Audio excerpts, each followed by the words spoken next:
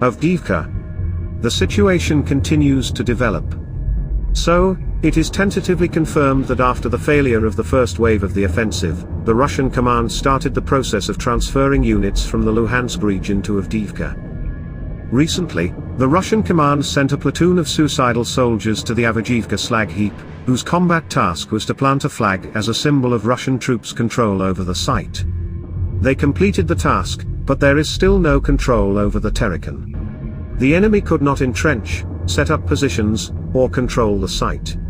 The Tereken remains a grey zone. On the other hand, they are not just bringing such diverse forces to Avdiivka from other bridgeheads for no reason. New waves of offensives are expected in the near future, although they will have their own nuance, which can play in favor of the Ukrainian liberation forces. Namely, the lack of the necessary technical component. That is, in terms of staffing of offensive units, what we will see in the near future in the area of Avdiivka will not be similar to what we saw on October 10th. Marching battalions will predominantly go on the offensive. This in a certain sense simplifies the process of defeating the enemy's manpower. In fact, in the third week of the offensive on Avdiivka, the Russian command switched to the tactics of storming Bakhmut, which was used by the enemy in the fourth month of the offensive on the city. That is, in the near future we will see under Avdiivka what we observed under Bakhmut from November to December. At the moment the situation in the Avdiivka, Kupinsk, and Liman directions increasingly reminds me of the Russian command going all in.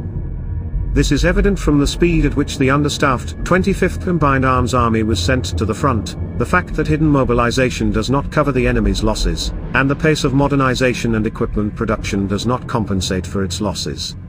What will happen to them at the end of the fall-winter campaign? All of this does not seem to concern them. They want to get a break in the war in their favor, so they have taken out of storage what can drive and shoot. That is why they are now so actively shuffling units from one area to another. That is why they have set the task of gaining the strategic initiative at any cost. The Russian command believes that the capture of Avdiivka, Marinka, Liman, and Kupinsk will be enough to force the Ukrainian side to agree to negotiations. Their goal is to recognize the occupied territories in favor of Russia, and to gain time to prepare for a possible new war with Ukraine. But the Russian side will not be able to realize its strategic goal. During the last week we have observed maximum activity of the enemy in the north, in the area of the slag heap and the railroad. However, in general, the fate of the defense of the Avdiivka area is likely to be decided not in the north, but to the south of it, where the extent to which the enemy troops can bypass the main positions of the AFU in Avdiivka is much greater than in the north. In fact, they to the south have already gone for the flank of the Ukrainian defense area in Avdiivka, and they only need to break through to its rear in the area of Orlivka. The enemy's main forces are concentrated to the south. I think that another attempt to break through from the south to the rear of the Avdiivka defense will obviously take place in the near future.